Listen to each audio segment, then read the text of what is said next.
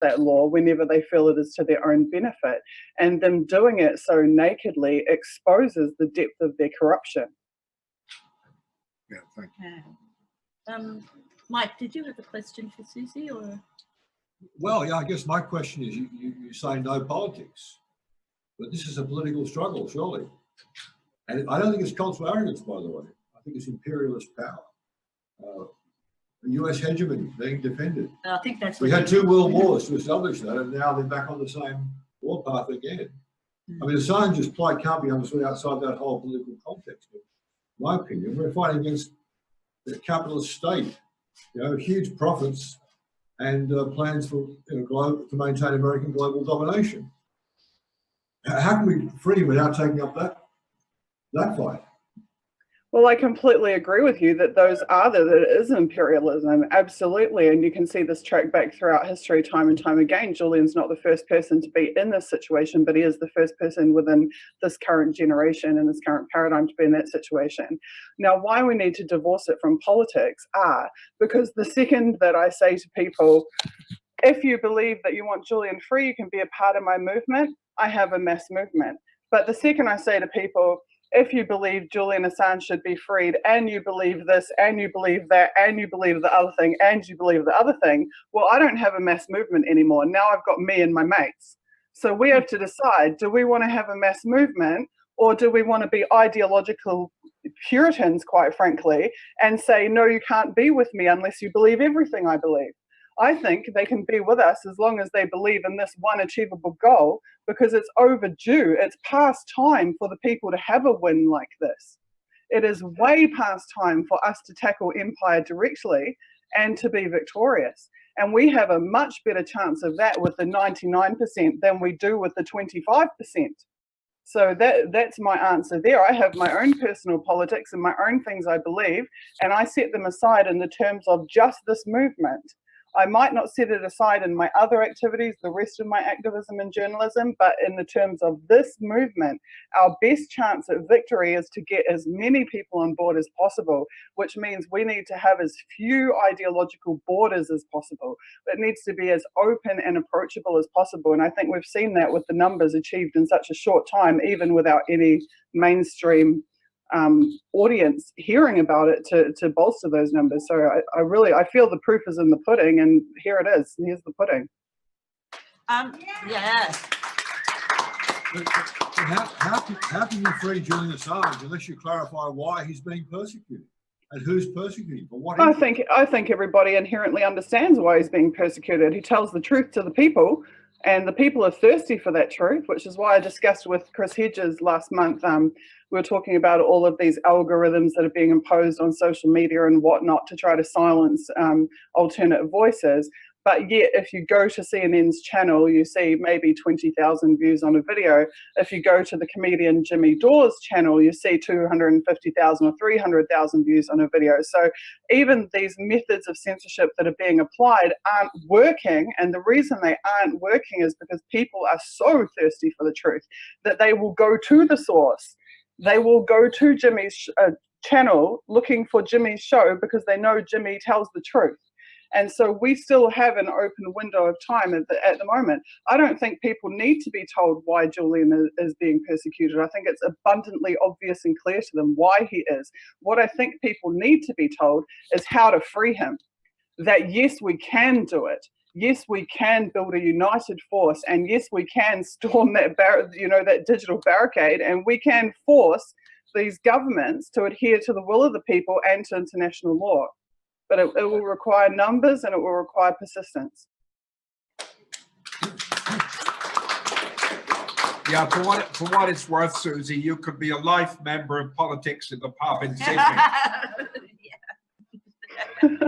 I mean, because you've given us a sense of a campaign's coherence through unity. I do understand what you mean by leaving politics at the door, even though paradoxically it's a political campaign.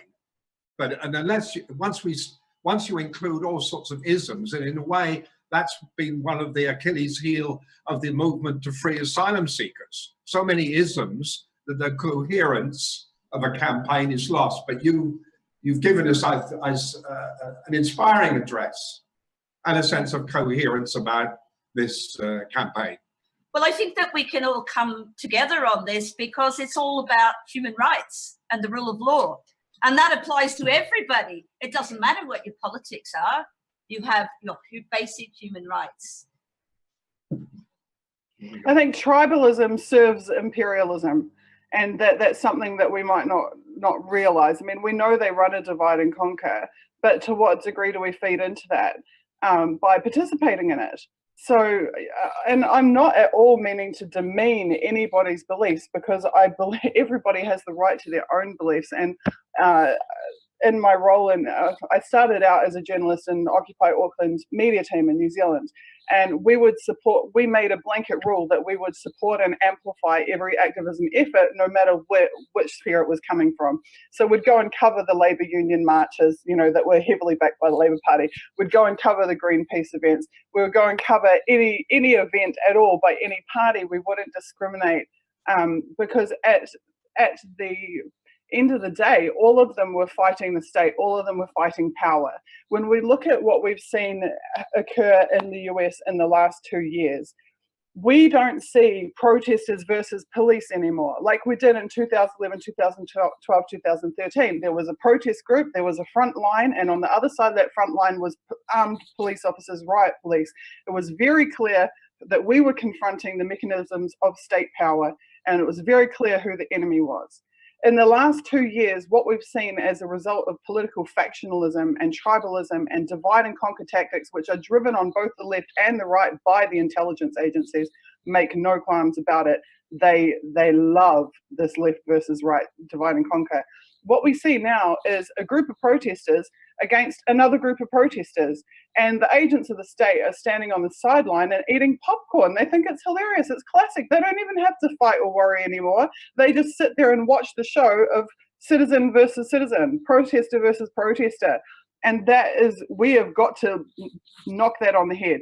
It should never be the citizenry against the citizenry. It has got to be the citizenry against the state and the mechanisms of power.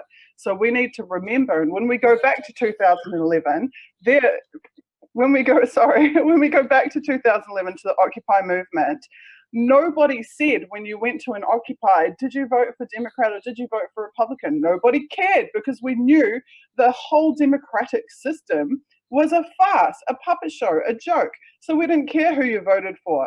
We had conservatives at Occupy. We had libertarians at Occupy. We had socialists at Occupy, environmentalists at Occupy. We had anarchists at Occupy. We had classic liberals at Occupy.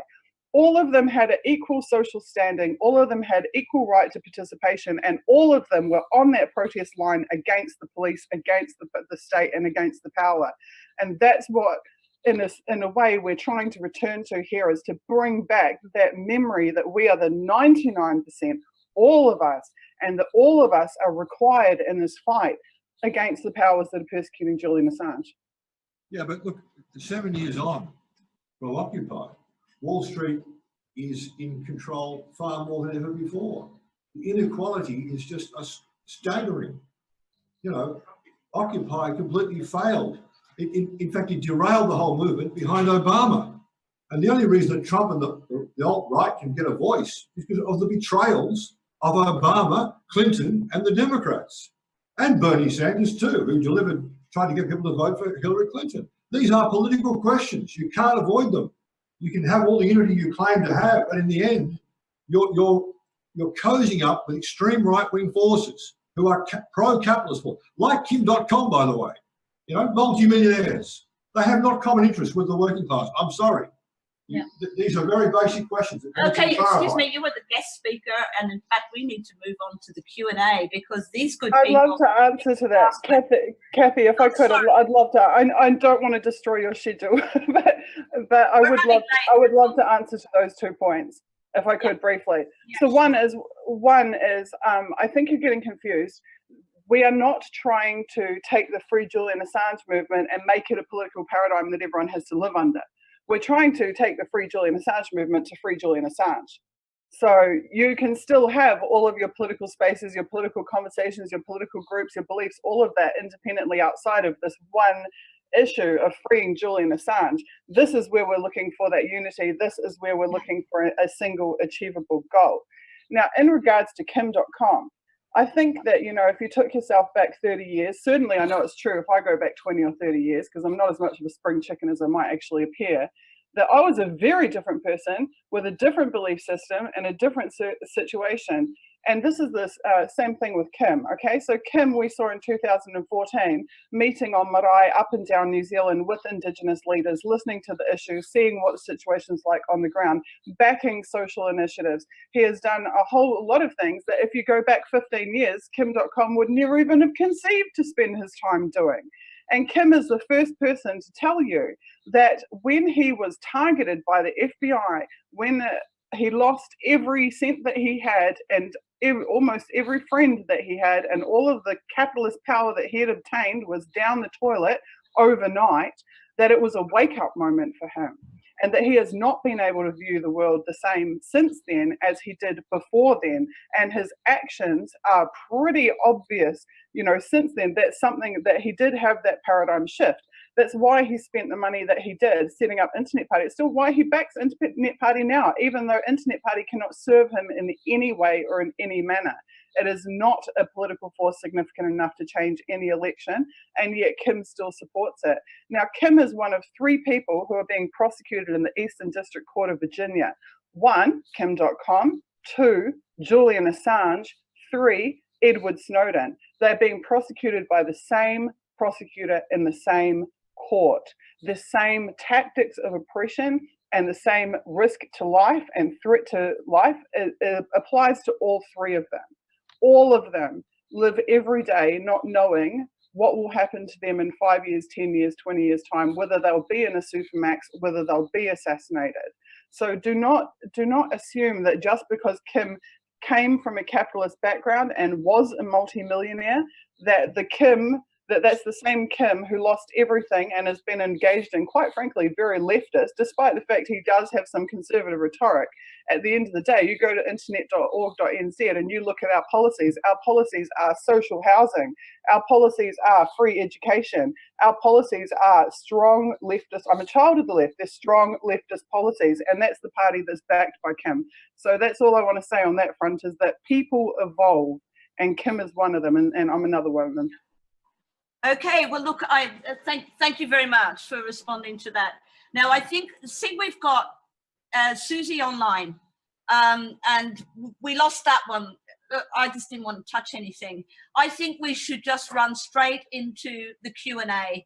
So what you guys are going to have to do is, in a very civilized manner, one by one, come up here and speak to the camera so that Suzie can hear you.